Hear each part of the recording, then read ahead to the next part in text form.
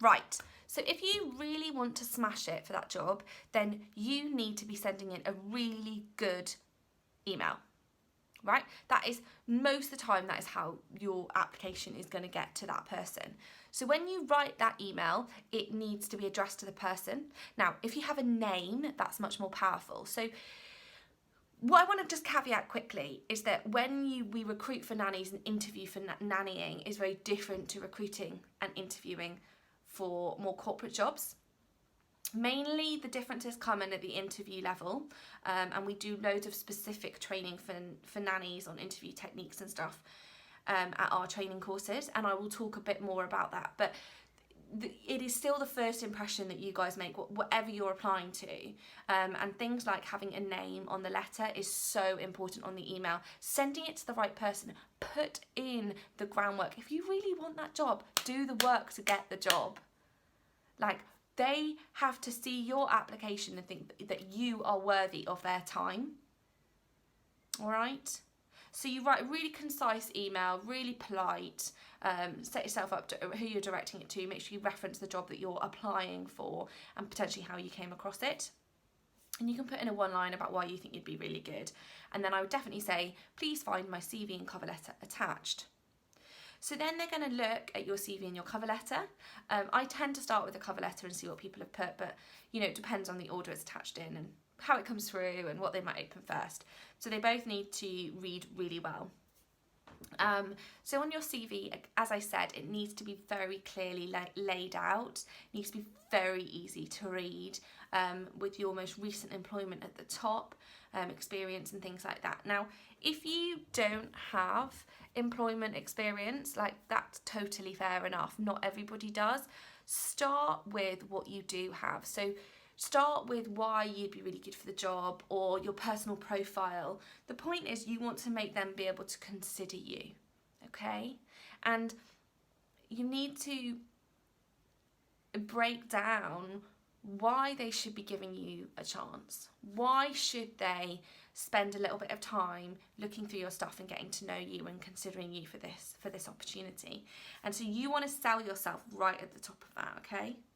And that's where, if you don't have the experience and the expertise or the previous qualifications experience that they're requesting, the cover letter is so, so powerful, because in that you can explain in more detail your tenacity, your willingness to get stuck in, your leadership examples, like all of that stuff, your informal experience. So I always say to people, particularly with nannying, like, if you have any informal experience, bring that in, because for me, and therefore for a lot of other people, it is not all about formal experience.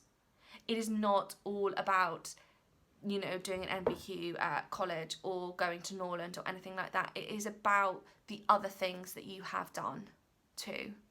And so putting them you can either structure that into your CV and have informal experience. And I would suggest that if you don't have a huge amount of experience, but I would also put that in your cover letter as well.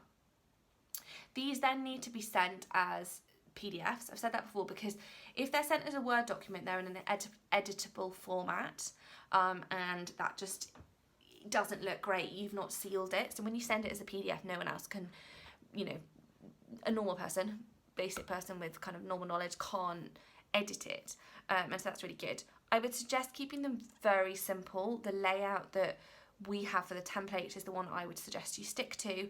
I personally really don't like it when people have tried to make them all creative.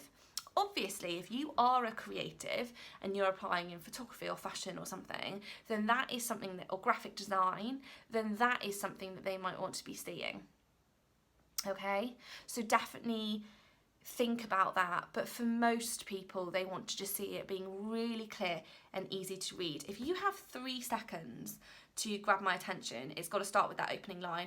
I don't want spelling mistakes. I don't want punctuation errors. I want it to be really easy to read. I want certain words to jump out at me that relate to my job. So if I've put on my job description, I need somebody confident with 3-year-olds, I want to see confident with 3-year-olds somewhere up there. Do you see what I mean? You go through the job description, highlight the key elements from that, and then ensure that they are what is punching from your CV and your cover letter. You want to mirror the language that they've requested with the language that you are delivering. Okay. Now, there is one extra thing at this point that you can do that I recommend, and that is doing a video CV. Now, a video CV is something that we at Freckles require all of our applicants to do as a second stage. If you want to be really proactive, you can send a video CV in first stage, particularly if it's a cold application and they haven't asked for it. Now, some places do. Again, we've been doing it since the beginning, but we still get a lot of resistance around it. But the reason I like a video CV is I get to see you and hear you, and I hear your voice, I hear how passionate you are, I hear how much you care. And for me, it is never about experience and qualifications, it's about who you are, and I can't get that from a piece of paper. Now, that might not be the case if you apply to KPMG, but you just don't know. And if you are punching, so if you are here and the person that they want is here, and you are nowhere near that, then just show them how much you can give and go the extra mile. With a video CV, 60 to 90 seconds max, you want to practice, keep it really short, introduce yourself. So with the nanny video CVs, they are introducing themselves, talking about their previous experience, why they'd be really good for the job, and just giving their personality across. If someone is requesting a video CV, actually that's a really important point, if they are requesting anything from you, make sure you do what they request. So we request a 60-second video CV. I do not want to be getting a 4-minute video CV. No. That to me just says you can't listen, you can't take instruction, you can't read, you don't think what I'm saying is important. Okay, so if they're sending you anything, if they're saying, Sophie, please can you do this, or you need to send us this or that, then exactly read it in detail. What exactly do they want, and deliver exactly what they want.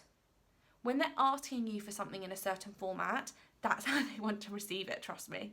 They don't want to receive it in the way that you think works. Obviously, if you're having trouble with something like sending a video CV, then get creative, ring them, ask them, say you're having trouble, put it in a different way. And you can always go back to sending your CV and your cover letter in the post. Like if you want to go old school, if you want to make an impression, then do that as well. Think differently, think out of the box.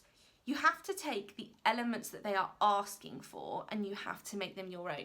You are trying to show that your personality is what their company or their family is missing, and that you can deliver on everything that they want and some.